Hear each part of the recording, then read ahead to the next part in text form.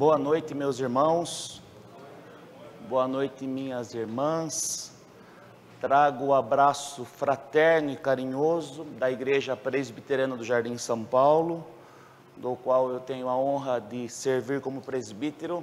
Não vou falar o tempo porque vai revelar a minha idade, mas já faz muito tempo.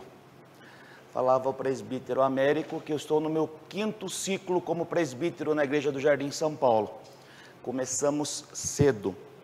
Trago o abraço fraterno também do Sínodo de Sorocaba, do qual eu tenho a alegria e honra de servir como presbítero e vice-presidente, e dizia à nossa comissão executiva que eu estaria visitando as igrejas do nosso sínodo nesse momento de reabertura, dando às nossas comunidades apoio institucional. Daí vocês podem pensar assim, mas um presbítero e não um pastor? É porque nos esquecemos da nossa tradição, da nossa herança, da nossa história. A igreja presbiteriana é uma igreja governada por presbíteros. São os presbíteros que sustentam a igreja. São os presbíteros que escolhem de maneira direta e de maneira indireta os presbíteros docentes que irão ensinar a igreja. Vivemos em tempos estranhos de uma profunda desvalorização do nosso ofício presbiteruário. Não podemos deixar isso acontecer.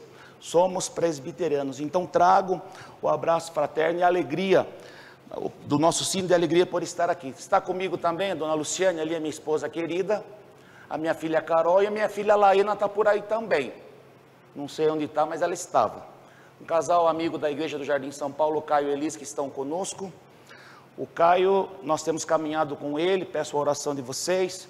Ele tem chamado para a vocação pastoral e uma das tarefas do presbítero é reconhecer, despertar e preparar aqueles que serão conduzidos ao sagrado ministério. Faz parte do nosso ofício. Então, meus irmãos, depois de falar tanto, eu gostaria de trazer uma mensagem para vocês nessa noite, vivendo um tempo de incertezas. De certa maneira tenho refletido, de certa maneira tenho pensado, de certa maneira tenho estudado sobre esse tempo tão difícil que nós temos vivido e tenho buscado a sabedoria dos salmos, a sabedoria dos escritos antigos e tenho me fortalecido nesse tempo através da sabedoria de irmãos do passado e que viveram isso que nós estamos vivendo de certa maneira.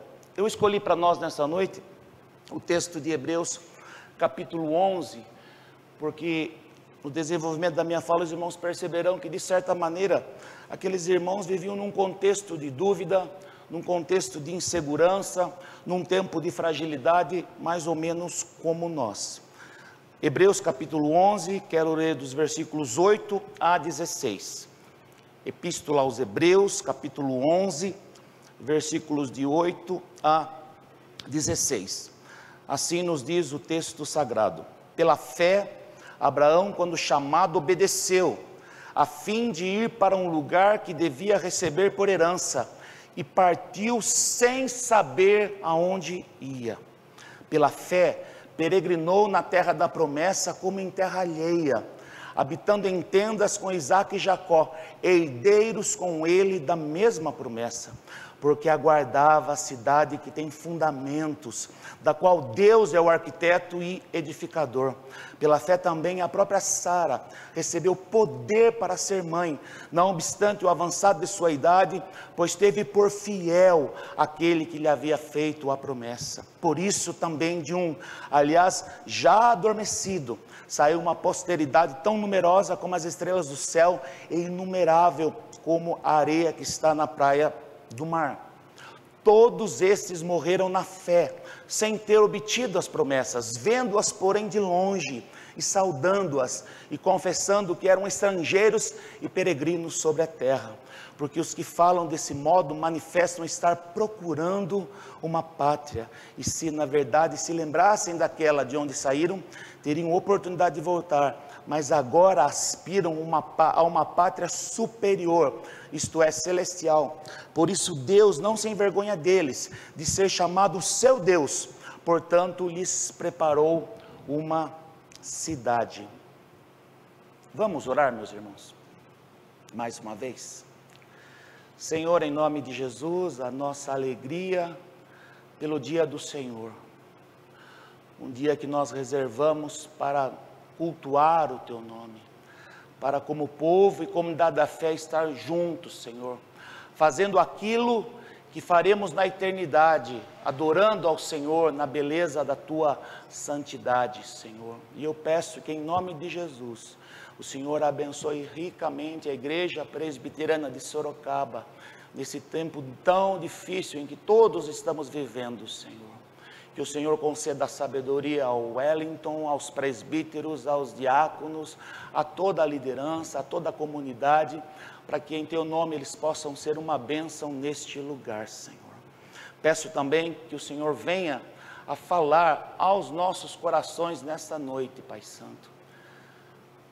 Precisamos tanto da Tua voz, Senhor, da Tua palavra, da Tua direção, da Tua orientação, Senhor. Precisamos ser guiados pelo Senhor em dias tão difíceis, Senhor. Por isso que o Teu Santo Espírito mesmo fale aos nossos corações pela Tua palavra e tenha misericórdia do Teu servo e o use para a glória do Teu nome. Nós oramos em nome de Jesus. Amém. Como eu disse, meus irmãos, vivemos um tempo de muitas incertezas. Nós gostamos das certezas, nós gostamos da segurança. Os irmãos, a maioria sabe que a minha formação, eu sou engenheiro, sou administrador.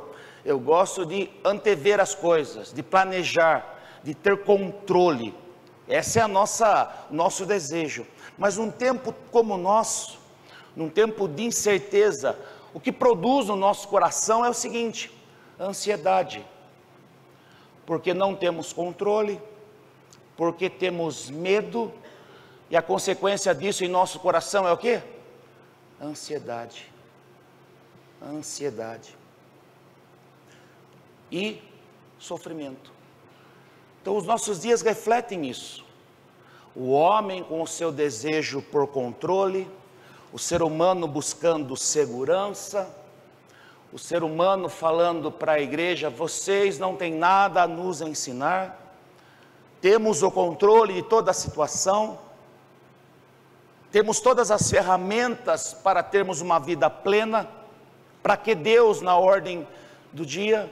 Então essa é a realidade dos nossos dias, um tempo de incerteza, de insegurança, ansiedade, um tempo de sofrimento, um tempo de medo. E a epístola aos Hebreus, meus irmãos, relata que os cristãos judeus também estavam vivendo um tempo de muitas dificuldades e de muitas provações. Eles tinham deixado o judaísmo, eles tinham abraçado a fé cristã, eles tinham feito uma ruptura não só religiosa, mas eles tinham feito uma ruptura social. Eles estavam como que sozinhos, fragilizados.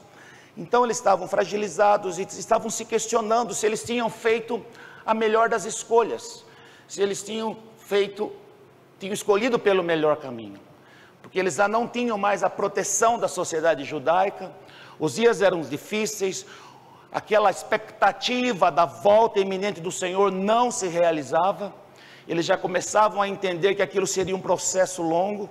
Isso produz neles fragilidade, produz sofrimento, produz questionamentos. E o escritor sagrado, meus irmãos, apresenta o testemunho para esta comunidade de fé dos heróis da fé, daqueles homens que haviam obedecido a Deus, que haviam caminhado com Deus, que haviam passado por lutas, por provas, por dificuldades, por privações, mas haviam vencido, porque tinham depositado toda a sua confiança e a sua esperança em Deus. Então o escritor sagrado aos Hebreus traz esse relato no capítulo 11, dos heróis da fé, para fortalecerem aqueles irmãos em sua peregrinação. Então o propósito, meus irmãos, do capítulo 11 de Hebreus, com certeza é isso, é fortalecer a fé daquela comunidade, é relembrá-los da boa mão de Deus agindo na vida daqueles heróis, daqueles irmãos, para falar para eles que Deus se fazia presente, Deus não estava distante, Deus estava comprometido com eles, Deus estava com eles, Então o escritor sagrado traz isso à memória daquela comunidade. E uma das características da vida cristã, meus irmãos, é a espera. E é uma contradição para nós, enquanto discípulos do Senhor Jesus, nesse tempo, sentindo uma inadequação profunda e uma dificuldade extrema do tempo da espera. Somos um povo que espera, nós somos um povo que aguarda, nós somos um povo que anela, nós somos um povo que ora por esse tempo que nós tanto pedimos, que é o tempo da volta do Senhor. Vivemos no tempo da espera, pois somos o povo que anseia pela volta de Cristo e o estabelecimento do seu reino. Nós deveríamos ser pessoas mais preparadas para esse tempo da espera. No começo da pandemia, conversando com a Luciana e as meninas, eu falava assim: nós estamos aqui, na época, 3 semanas, 4 semanas, um mês nessa situação, e eu lembrava assim dos nossos irmãos, na memória mais próxima nossa, na Segunda Guerra. Quantos anos os nossos irmãos na Europa, na Inglaterra principalmente, privados da liberdade, quantos anos tolhidos de tudo, e perseveraram, porque acreditavam no cuidado de Deus. Então nós, às vezes, tomados por esse tempo, nos sentimos tão fragilizados, tão ansiosos, mas nós nos esquecemos que nós somos esse povo que espera. Então a espera, por mais dolorosa e por mais sofrida que ela seja, é uma característica nossa enquanto discípulos do Senhor. O relato do texto lido apresenta então, sobre o patriarca Abraão e sua fé, importantes princípios para fortalecerem nossa fé nesse tempo difícil que estamos vivendo. Assim como o escritor sagrado falou para aquela primeira comunidade, com certeza o Espírito Santo tem algo a falar ao meu e ao seu coração nesta noite, neste tempo difícil em que nós estamos vivendo. Bruce Waltke, no seu comentário de Gênesis, um comentário preciosíssimo, profundo, denso, muito esclarecedor, nos ensina o seguinte: a história de Abraão, ele está comentando Gênesis capítulo 12, a história de Abraão começa com o chamado de Deus para aventurar-se a sair da cidade do homem e da segurança da família para encontrar a cidade de Deus. É um chamado, Bruce Waltke diz, que todo santo recebe e que guia o povo de Deus em sua peregrinação para a cidade celestial. Quando o Senhor chama Abraão lá no relato de Gênesis capítulo 12, sai da tua terra e da tua parentela e vai para a terra que te mostrarei, abençoarei os que te amaldiçoarem, e assim vai. E os irmãos sabem do relato. Então essa peregrinação de Abraão, saindo da cidade dos homens para a cidade de Deus, e isso é uma relação à obra clássica de Agostinho de Hipô na cidade de Deus, mas é um chamado que todo santo, todo povo santo de Deus recebe, de sair da cidade dos homens e caminhar rumo à cidade celestial, a Nova Jerusalém. Mas o que podemos aprender com o testemunho de Abraão? Em primeiro lugar, meus irmãos, Abraão nos ensina que mais importante que os desafios da jornada, e o seu destino é a companhia de Deus conosco. Por que nós estamos tão ansiosos nesses dias? Porque nos esquecemos que mais importante que os desafios da jornada, inclusive o nosso destino, é a companhia de Deus conosco. Nesses dias tão difíceis, meus irmãos, dificílimos, eu não sabia que nipodescendente chorava tanto, e o consolo que o Senhor tem dado ao meu coração é esse, que nós não estamos caminhando sozinhos. O Salmo 23 foi a oração minha nesses dias. Ainda que eu ande pelo vale da sombra da morte, porque eu não temerei mal nenhum. Os desafios não estão na nossa caminhada, os perigos não estão, o sofrimento, a dor, mas qual é a convicção que nós temos? O o Senhor está conosco. Certamente bondade e misericórdia nos seguirão todos os dias da nossa vida. Por isso, versículo 8, pela fé Abraão, quando chamado, obedeceu, a fim de ir para um lugar que devia receber por herança, e partiu sem saber aonde ia. Vocês imaginem a cena, eu chegando em casa, com esse jeito meigo meu, e falando para a Luciane, nós vamos sair. Qual a pergunta que a Luciane vai fazer para mim? E eu falo para ela, nem imagino. Ela já vai falar assim, psiquiatra para esse moço, tá ruim da cabeça.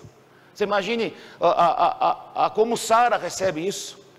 E Abraão obedeceu e partiu sem saber aonde ia, porque Abraão confiou na palavra de Deus e compreendeu que mais importante que os desafios da jornada e do destino que ele nem sabia qual era, é que Deus havia prometido para ele que ele estaria com Abraão.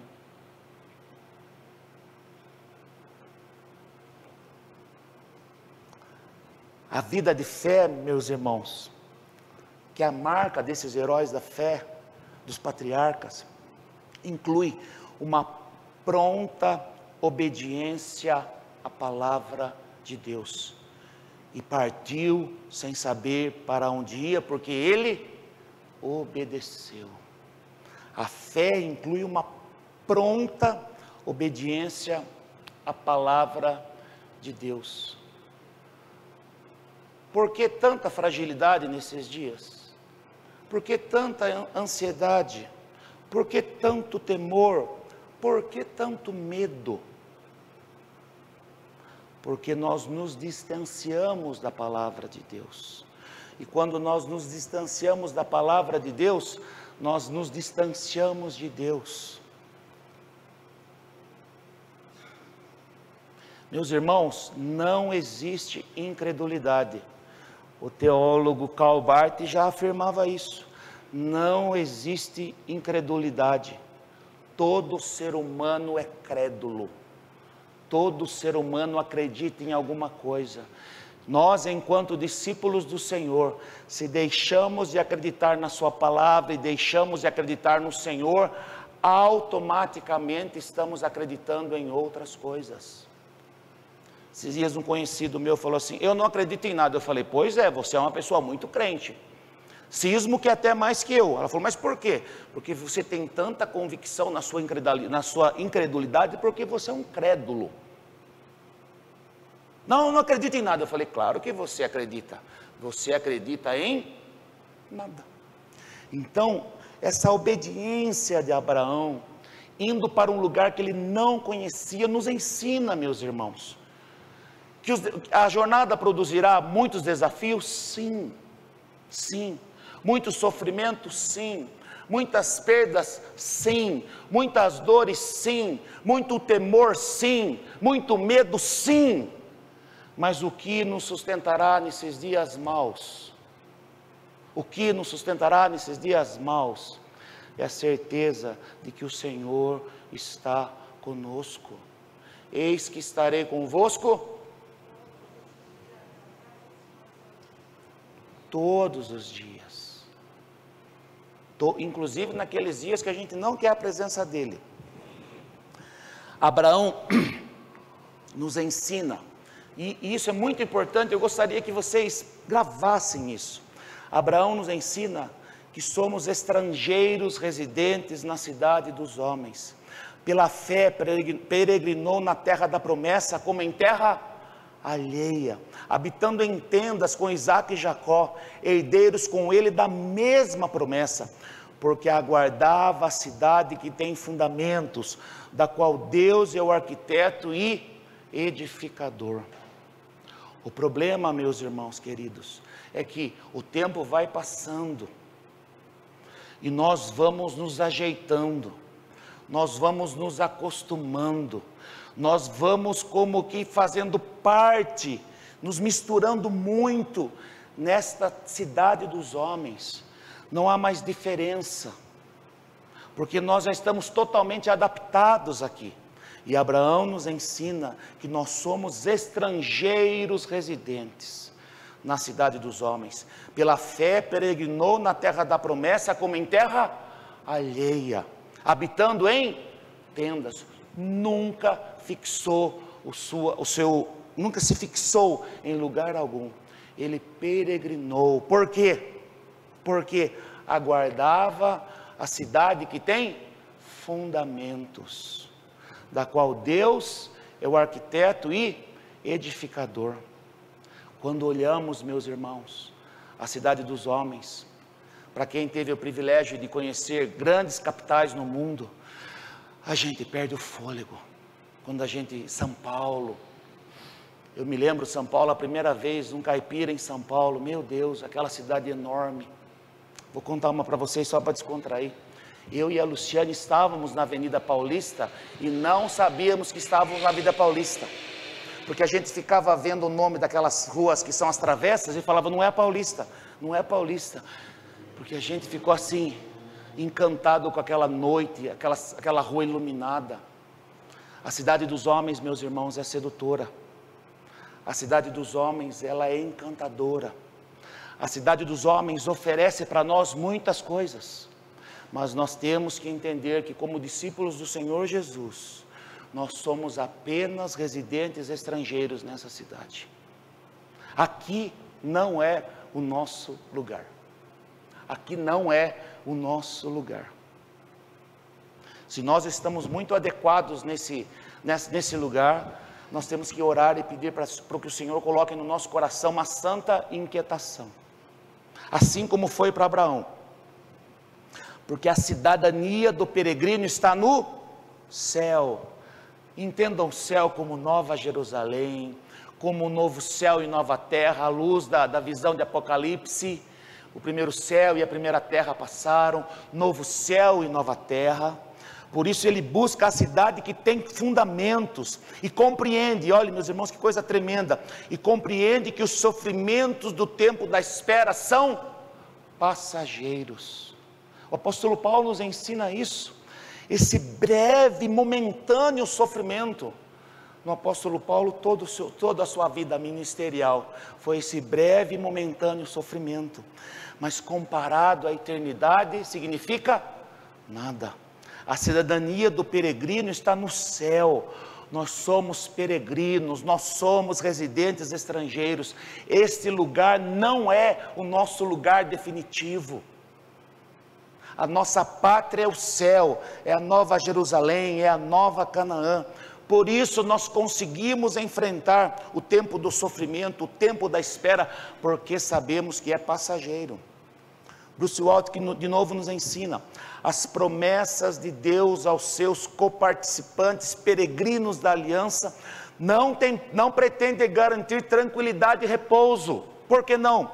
O sofrimento é uma parte necessária da perfeição do peregrino. Faço uma pausa aqui.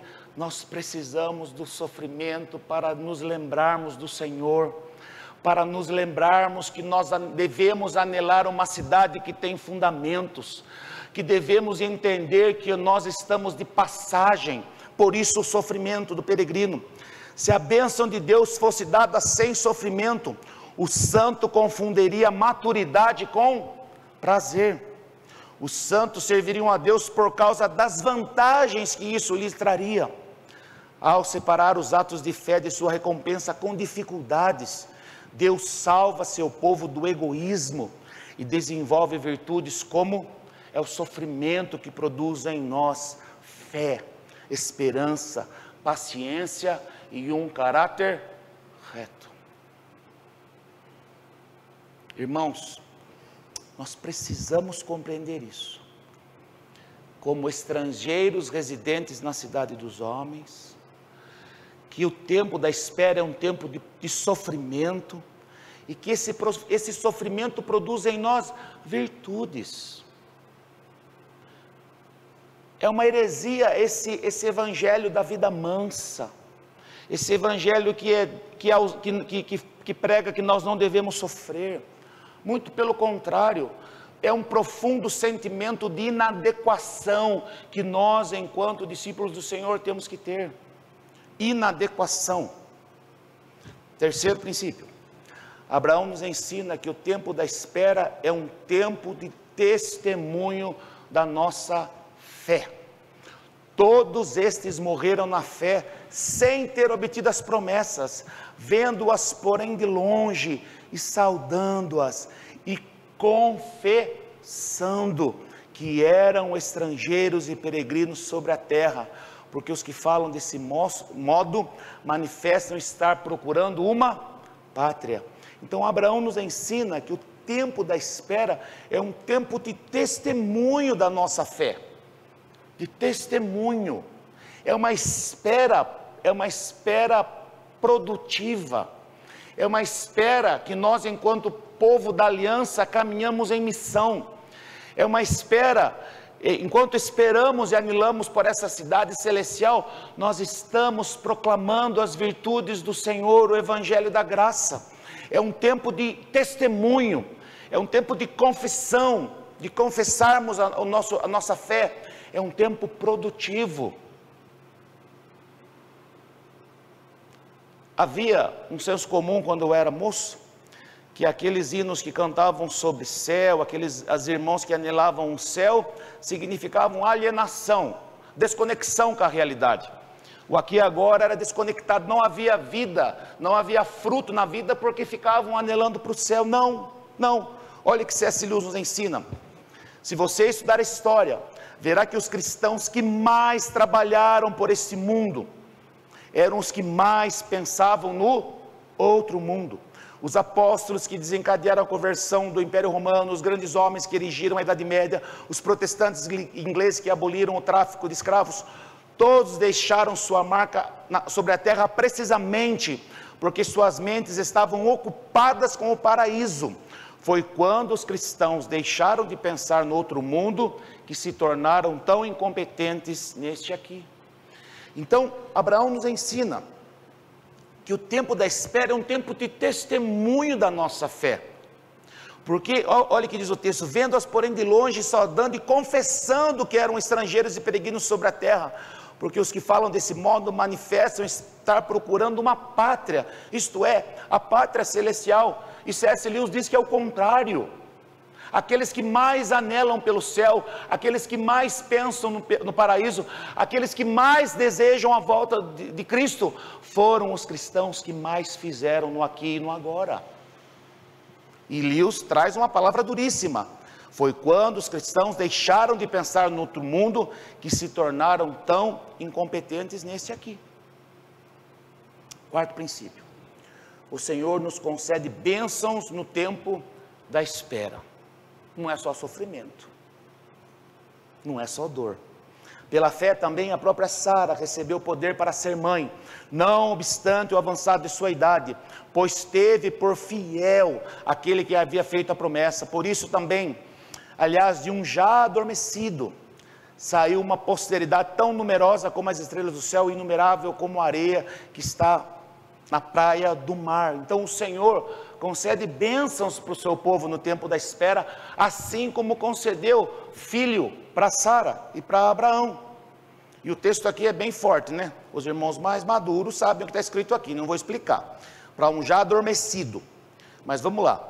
Sara nos ensina que a fé verdadeira é aquela que ouve a palavra de Deus e descansa em sua promessa, pois sabe que Deus é fiel. Aqueles irmãos, meus irmãos, num tempo tão difícil, um tempo de perseguição, perdendo os seus negócios, perdendo as suas casas, sendo abandonados à sua própria sorte, no entendimento deles, eles tinham que compreender, que eles tinham que confiar na palavra de Deus, descansar nas promessas de Deus, porque Deus era fiel. E um contexto legal de Hebreus, quando fala de hospitalidade, né, que a gente entende bem errado hoje, é que era isso, aqueles irmãos não tinham onde morar, não tinham onde ficar, eles tinham que ser recebidos na casa de outros irmãos, eles tinham. Por isso que esse conceito de hospitalidade, que nós, homens modernos e pós-modernos, perdemos, mas receber as pessoas era isso, porque eles não tinham onde ficar. Sara nos ensina que a fé verdadeira é aquela que ouve a palavra de Deus, descansa em sua promessa, pois sabe que Deus é fiel. Então o Senhor, meus irmãos, concede para nós bênçãos nesse tempo da espera. O Senhor concede para nós alegrias. Nós nos casamos, nós temos filhos, nós temos amigos, nós temos a nossa comunidade de fé, mas nós temos que entender que essas bênçãos não podem fazer com que nós percamos o alvo, o desejo maior do nosso coração, que é estarmos com o Senhor.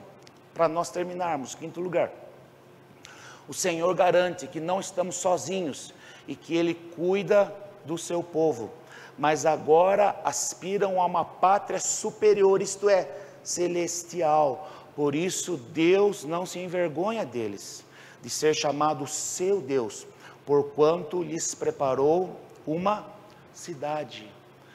Nós estamos, meus irmãos, nós não estamos sozinhos, como eu disse já no começo da minha fala, na nossa peregrinação, o Senhor está conosco, e o Senhor, Ele está cuidando de nós, cuidando de todas as áreas da nossa vida. Olha o que diz Filipenses 4,19, e o meu Deus, segundo a sua riqueza em glória, há de suprir em Cristo Jesus cada uma das vossas necessidades. Deus sabe da nossa fragilidade, Deus sabe da nossa pequenez, Deus sabe de quanto nós somos carentes dEle. Por isso, Ele não se envergonha de nós. Por isso, nós o chamamos do nosso Deus. E também com a certeza de que Ele nos preparou uma cidade, um lugar para estarmos.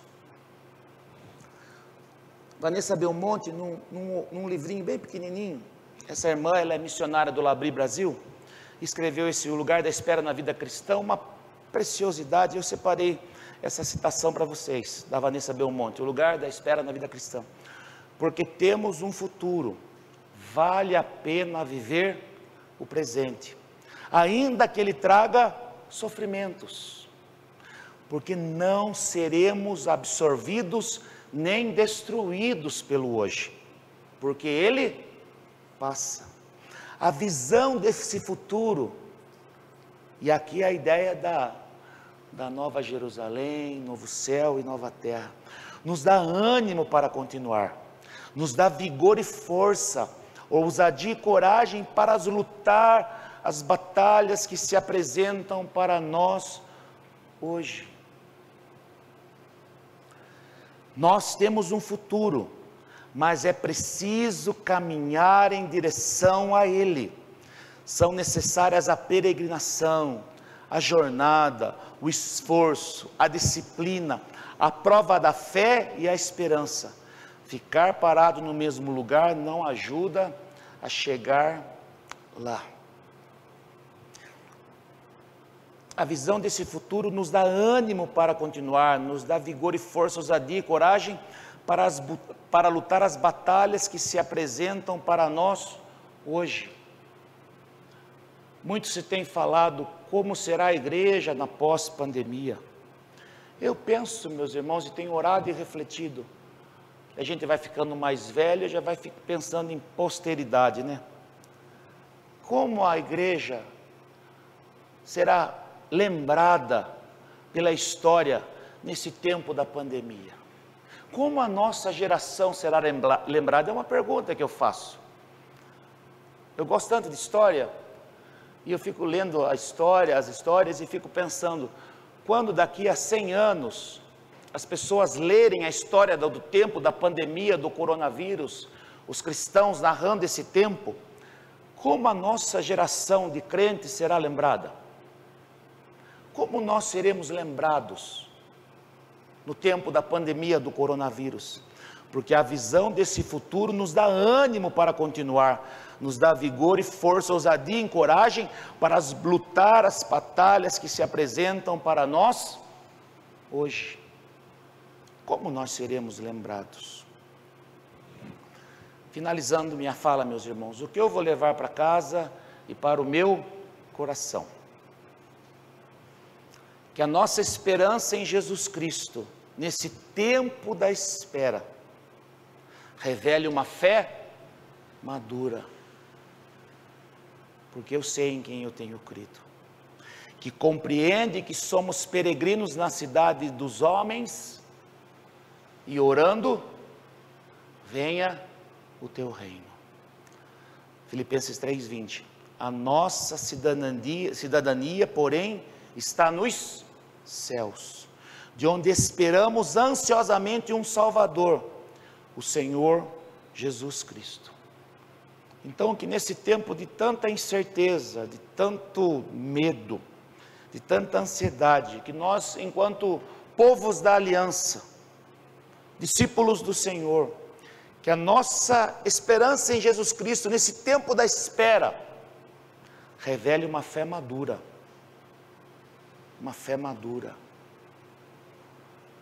que compreende que somos peregrinos na cidade dos homens, orando, venha o teu reino.